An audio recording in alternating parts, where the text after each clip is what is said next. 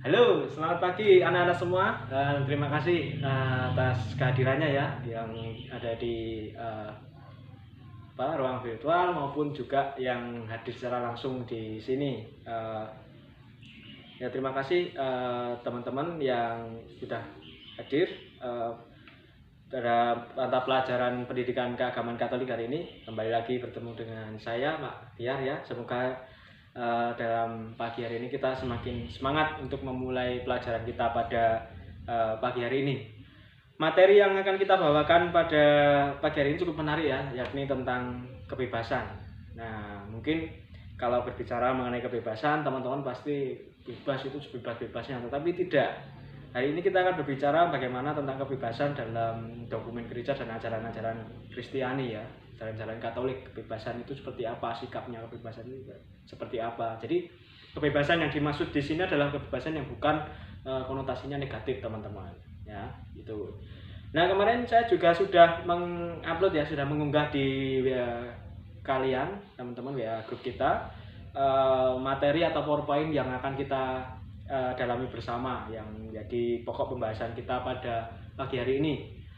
Nah, sekarang saya perbolehkan teman-teman untuk membuka HP atau Android teman-teman masing-masing, ya, jangan buka yang lain, ya. Saya akan pantau nanti yang ada di sini, yang ikut pelajaran di sini bisa membuka PowerPoint-nya masing-masing. Jadi nanti bisa saling bertanya bila ada pertanyaan yang mau disampaikan. Dan sebelum memulai pelajaran ya, alangkah baiknya kita berdoa terlebih dahulu. Doa akan saya pimpin ya. Mari kita persiapkan hati kita untuk berdoa. Dalam nama Bapa dan Putera dan Roh Kudus, amin. Selamat pagi ya Bapak, terima kasih atas segala berkat-Mu hingga pada pagi hari kita bisa berkumpul walaupun hanya terbatas. Kita memulai pelajaran kita pada pagi hari ini. Berkatilah semoga pelajaran kita pada pagi hari ini berjalan dengan lancar dan pada akhirnya nanti kita bisa membuahkan atau bisa belajar bersama dan materi yang kita pelajari bisa berguna untuk masa depan. Ini semua kami mohon dengan perantaraan Kristus Tuhan kami, amin. Dalam nama Bapa dan Putra dan Roh Kudus, amin. Ya, terima kasih. Sekarang saya akan membahas ya materi kita pada hari ini tentang kebebasan. Nah, teman-teman bisa sambil lihat di PPT-nya ya tentang kebebasan. Di dalam kita akan mendalami di dalam katekismus Gereja Katolik, teman-teman. Nah, teman-teman kan pasti di sini kelas 8 ini kan juga sudah pada tahu ya dokumen gereja tentang katekismus Gereja Katolik itu. Itu nomor 1730 sampai 1748. Nah, untuk slide yang kedua ini ya, ini adalah Santo Irenaeus, teman-teman, dari Lyon ya. Saat ini berbicara mengenai manusia itu berakal budi dan karena citra Allah. Ia diciptakan dalam kebebasan. Ia tuan atas tingkah lakunya. Nah, jadi di sini manusia itu berasal atau berakal budi ya.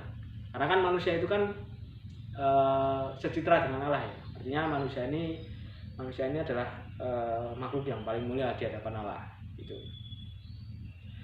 Lalu untuk slide berikutnya tentang esensi kebebasan. Nah, ini bisa diperhatikan teman-teman dari PPT yang ada di Android teman-teman juga. Tentang kebebasan sejati, yakni merupakan tanda mulia gambar Allah dalam diri manusia. Nah, lalu di sini Allah menciptakan manusia dari kehendaknya yang bebas dan manusia dianugerahi kemampuan untuk mengambil keputusan hidupnya secara sadar dan bebas. Nah, teman-teman, ini kan tentang kebebasan ya, dimana Allah ini menciptakan manusia itu sesuai dengan kehendaknya yang bebas. Di manusia itu diciptakan oleh Allah itu kehendak yang bebas ya. Manusia bisa mengeksplor kemampuan. Ya, teman-teman juga di sini sebagai siswa-siswi yang belajar di sekolah ini juga bisa mengeksplor kemampuan teman-teman. Misalkan saja dalam kegiatan menggereja, dalam mengikuti biya, misinar, ataupun juga dalam kegiatan lektor Mazmur, itu kan bisa menggali atau mengeksplor kemampuan teman-teman secara bebas. Lalu misalkan yang teman-teman di sini, misalkan si Michael ini kan tertarik pada bidang olahraga ya mengikuti ekstra futsal misalkan Michael ya Ya Pak. Nah itu bisa dieksplor, digali kemampuannya secara bebas. Dan tentunya dalam mengambil sebuah keputusan itu ya, kebebasan yang sejati ini secara sadar dan bebas. Jadi teman-teman dalam mengambil keputusan ini bisa secara sadar dan bebas, maka keputusan yang diambil itu hendaknya sesuai dengan kehendak dari Allah sendiri juga. Lalu kebebasan adalah kemampuan untuk bertindak atau tidak bertindak dengan demikian melakukan pekerjaan yang dikehendaki secara bebas. Nah, pelaksanaannya kebebasan itu sempurna jika diarahkan kepada Allah. Kembali lagi ya, seperti yang saya katakan di awal tadi bahwa dalam mengambil keputusan jika sesuai dengan kehendak Allah itu pasti keputusan yang diambil itu baik ya. Berbeda ketika teman-teman misalkan di sini mengambil keputusan untuk membolos. Nah, itu kan tidak sesuai dengan kehendak Allah ya. Pasti teman-teman juga akan merasa takut atau merasa ragu ketika teman-teman ingin membolos sekolah. Nah, takut dimarahi orang tua begitu kan. Nah, ya enggak nih, Michael. Kok ketawa-tawa aja.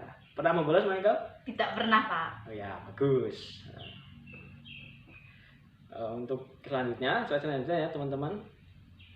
Nah, ini tentang dokumen gereja ini teman-teman. Ini teman-teman bisa membaca juga dari PPT teman-teman, sudah saya berikan tadi tentang katekismus gereja Katolik. Ini saya bacakan ya.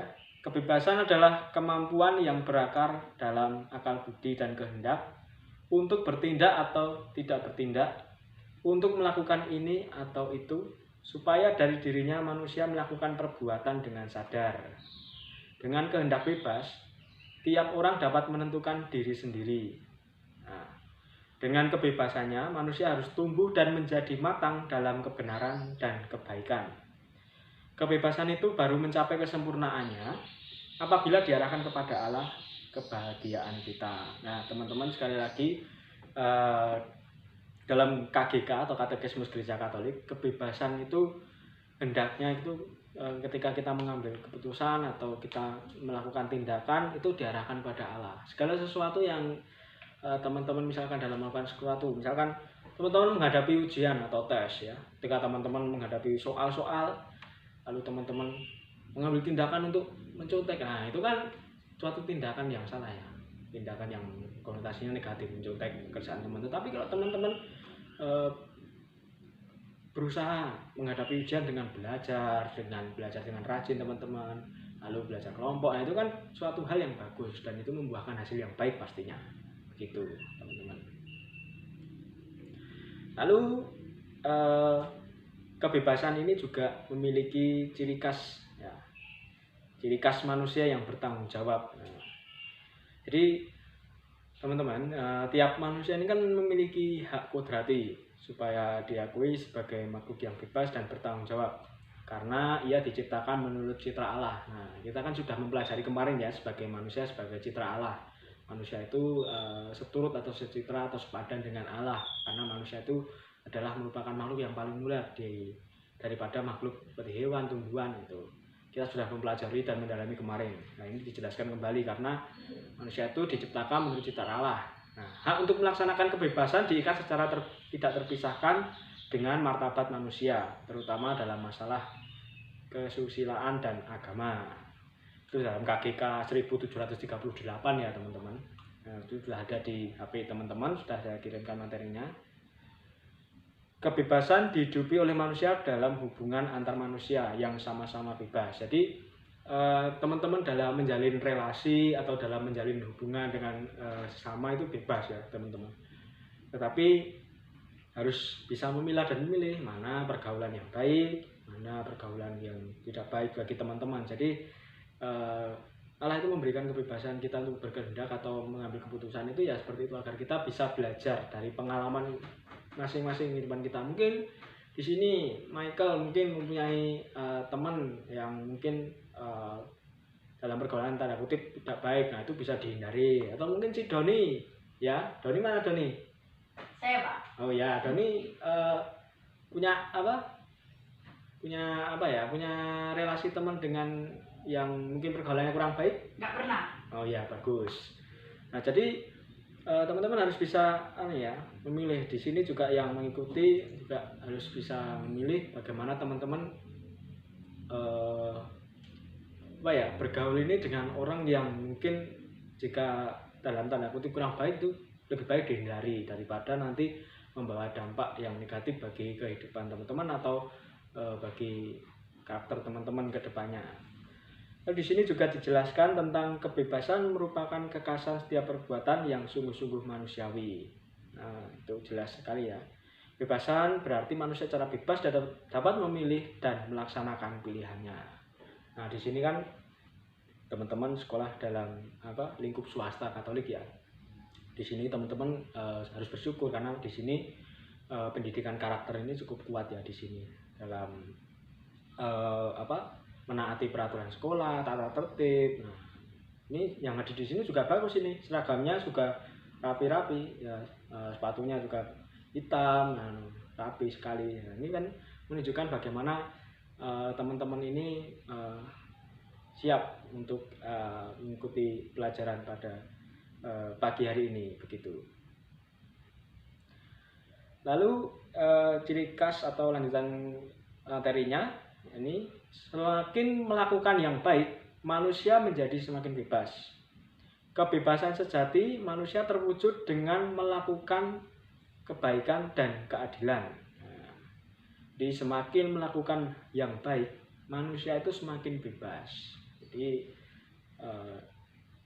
dalam arti di sini bukan dimaksudkan untuk manusia itu bebas sebebas-bebasnya lalu melakukan hal-hal yang tidak baik, tapi ini justru di sini jelaskan tentang semakin melakukan yang baik manusia menjadi semakin bebas. Lalu keputusan untuk berbuat yang jahat merupakan penyalahgunaan kebebasan.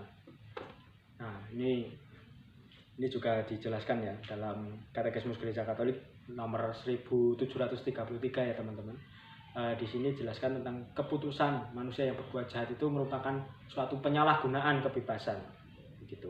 Jadi jelas di sini. Kebebasan menjadikan manusia bertanggung jawab terhadap perbuatan yang ia pilih dengan sadar dan bebas. Tindakan yang dipilih dengan bebas berdasar akal budi dan dengan motivasi yang luhur merupakan tindakan yang bermoral. Ini jelas sekali ya dijelaskan di sini. Teman-teman bisa memahami dari sini ya. Kata tindakan yang dipilih dengan bebas lalu dengan akal budi dan motivasi yang luhur. Ini kan jadi gini teman-teman, manusia ini kan diciptakan sejajar dengan Allah. Manusia ini kan juga memiliki akal, budi, dan pikiran. Jadi manusia ini bukan hewan. Sekali lagi berbeda dengan hewan. Manusia ini memiliki akal dan budi. Jadi segala sesuatu yang dilakukannya ini pasti akan dipikirkan dan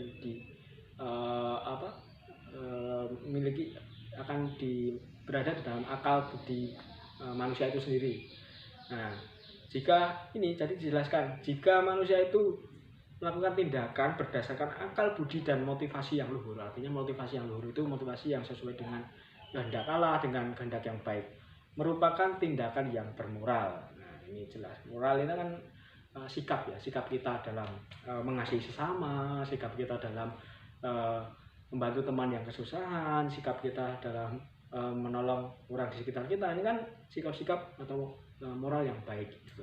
Jadi itu yang bisa kita lakukan itu. Jadi kita belajar untuk bisa menyikapi sesuatu hal itu dengan bijak. Gitu. Nah, lalu di sini kita bisa menyimpulkan tentang kebebasan itu.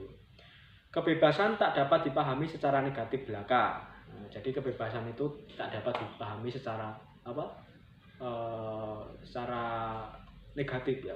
Selalu negatif, kebebasan itu artinya negatif. Tidak selalu. Kebebasan yang bagaimana dulu gitu.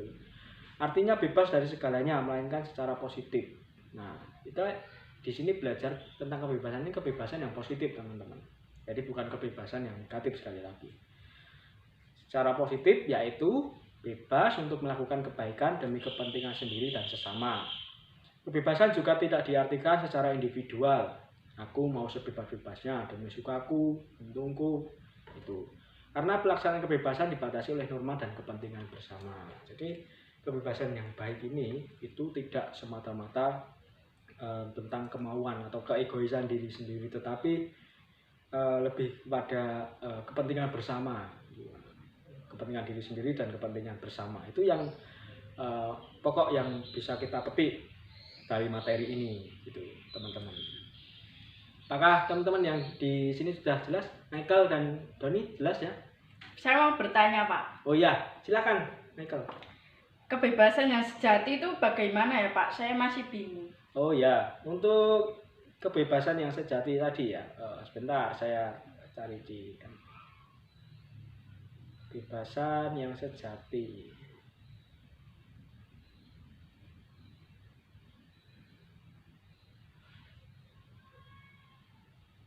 Jadi gini Michael, kebebasan yang sejati itu bagaimana kita bisa mewujudkan suatu tindakan suatu tindakan atau perbuatan itu yang diarahkan dengan kehendak Allah. Nah biasanya suatu tindakan yang kita arahkan, atau misalkan kita mau bantu orang ya, lalu kita arahkan, saya diajarkan dalam ajaran Kristiani itu untuk saling mengasihi. Nah itu pasti tindakan itu akan berbuah kebaikan. Nah itu merupakan sebuah ciri kebebasan yang sejati. Begitu Michael, jelas nggak Pak? Ya paham Pak, terima kasih. Ya terima kasih. Ada yang mau tanya lagi? Saya Pak. Oh ya, silakan Doni. Bagaimana penerapan kebebasan yang sejati kita di kehidupan sehari-hari? Nah ini sebenarnya sudah saya jelaskan tadi ya Doni ya. Jadi tentang bagaimana cara kita menerapkan kebebasan yang sejati itu di kehidupan kita sekitar. Nah ini dengan ya kita dalam melakukan suatu keputusan atau suatu tindakan itu selalu mengarah pada Allah. Ketika kita bisa mengambil keputusan atau suatu tindakan yang itu sifatnya baik, nah itu wujud dari kebebasan sejati itu sendiri, Michael dan Doni ya. Jadi itu salah satu. Lalu misalkan lagi kita di sekolah, nah misalkan ada teman kita yang mungkin susah mengerjakan soal atau PR-nya kemarin susah mengerjakan, lalu kita membantu dengan belajar kelompok atau membantu dengan belajar bersama, memberitahukan cara-cara atau memberikan bukan memberikan jawaban ya, tapi memberikan bantuan bagaimana cara menjawab yang baik. Nah itu kan salah satu contoh. Lalu misalkan ketika kita ada teman kita yang mungkin tidak membawa ballpoint, nah kita meminjami, nah itu kan suatu tindakan atau aksi kita untuk kita bebas melakukan atau membantu teman kita. Yang penting itu berdampak positif gitu. Itu kebebasan sejati. Begitu Doni ya, jelas ya? Jelas Pak. Ya, Terima kasih. Kita lanjutkan.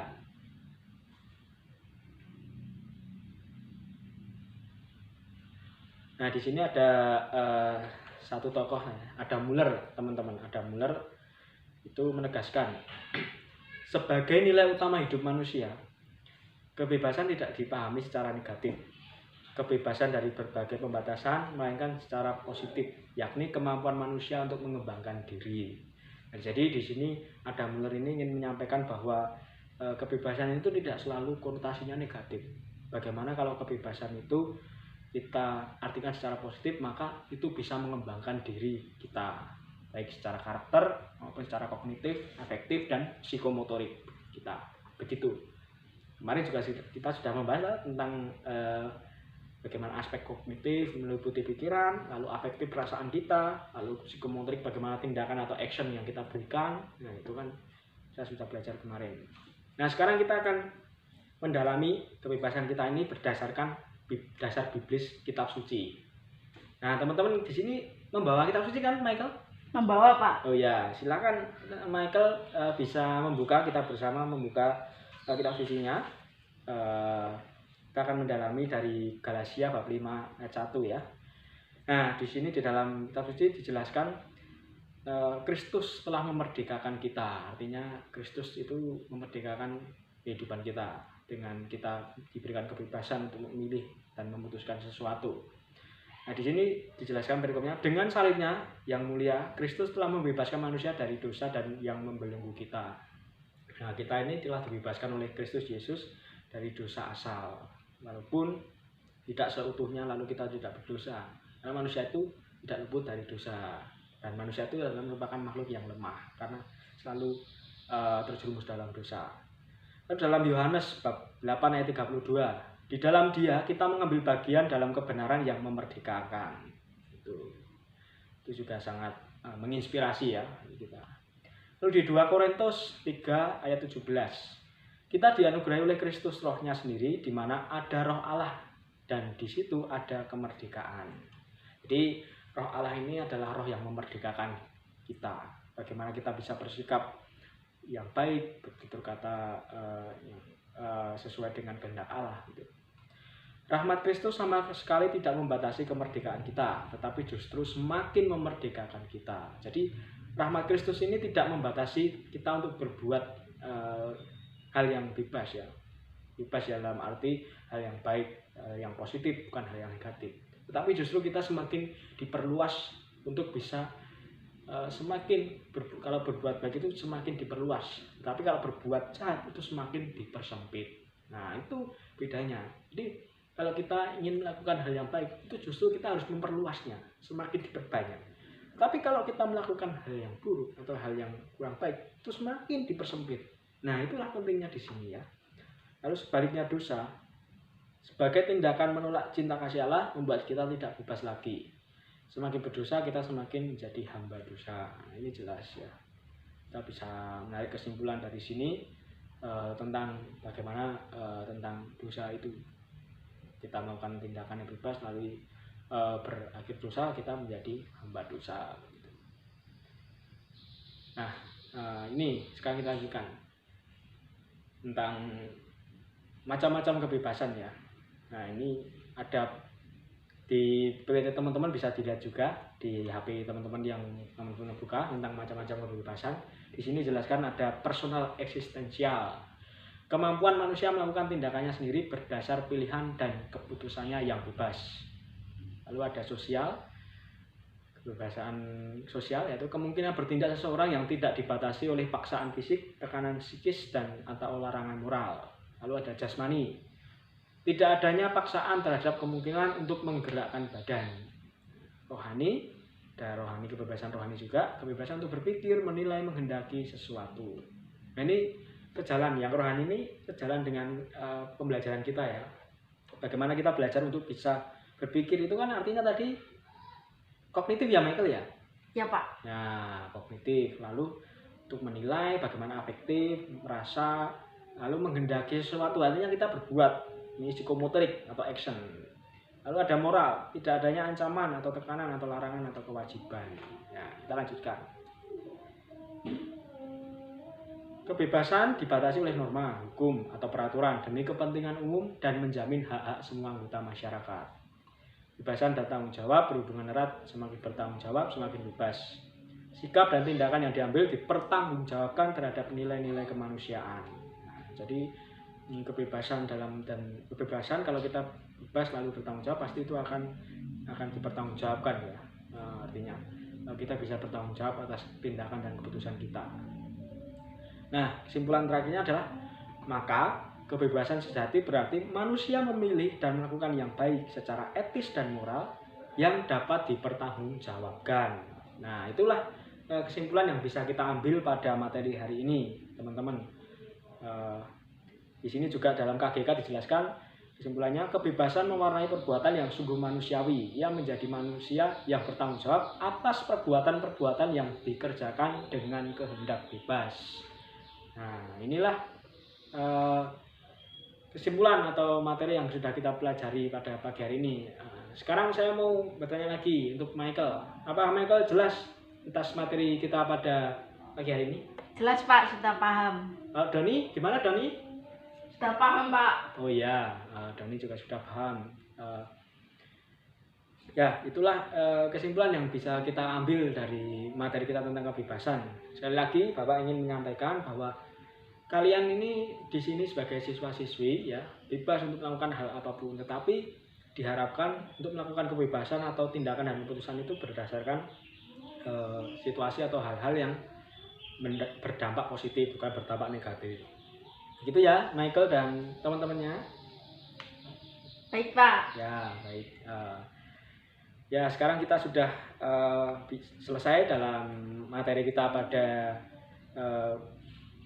pagi hingga siang hari ini, dan semoga materi yang saya bawakan tadi bisa dipahami oleh teman-teman semua, dan saya harap materi ini nanti dipelajari lagi di rumah atau di waktu lain untuk semakin teman-teman agar bisa semakin paham, karena kan tadi Bapak sudah men-share PPT-nya di HP atau di WA grup untuk di-download. Nah, tadi kan juga sudah membukanya pada saat waktu pelajaran. Dan saya harap nanti setelah ada waktu senggang atau waktu yang slow atau di lain waktu bisa mempelajari kembali. Nah, saya ada satu tugas ya untuk teman-teman, nanti membuat di rumah setelah sampai rumah nanti atau nanti setelah pelajaran ini selesai bisa membuat sedikit refleksi apa pokok-pokok apa yang bisa diambil dari materi ini tentang kebebasan ini. Itu aja pertanyaannya, nanti buat refleksi itu. Nah, besok pada pertemuan selanjutnya saya akan meminta sebagian dari teman-teman Michael atau Doni nanti untuk bisa sharing untuk hasil refleksinya tentang materi ini. Begitu ya Michael dan Doni? Oke Pak. Ya, Doni setuju? Setuju. Ya, siap. Nah, bagus. Sekarang kita akhiri ya pertemuan pembelajaran kita pendidikan keagamaan Katolik pada hari ini tentang materi kebebasan. Kita akhiri dengan menutup dengan doa. Michael bisa memimpin doa? Oh ya, karena Michael saya pimpin aja, karena saya tadi yang membuka juga ya Michael ya. Kita tutup dengan doa. Dalam nama Bapa dan Putra dan Roh Kudus. Amin. Ya Allah Bapa yang Maha Pengasih, terima kasih atas segala berkat-Mu hingga kami bisa menyelesaikan pembelajaran PAK atau pendidikan agama Katolik pada pagi hingga siang hari ini. Semoga materi tentang kebebasan yang baru saja kami pelajari bisa berdampak dan berguna bagi kami dalam kehidupan kami masing-masing, baik dengan teman, sesama, dan orang-orang di sekitar kami.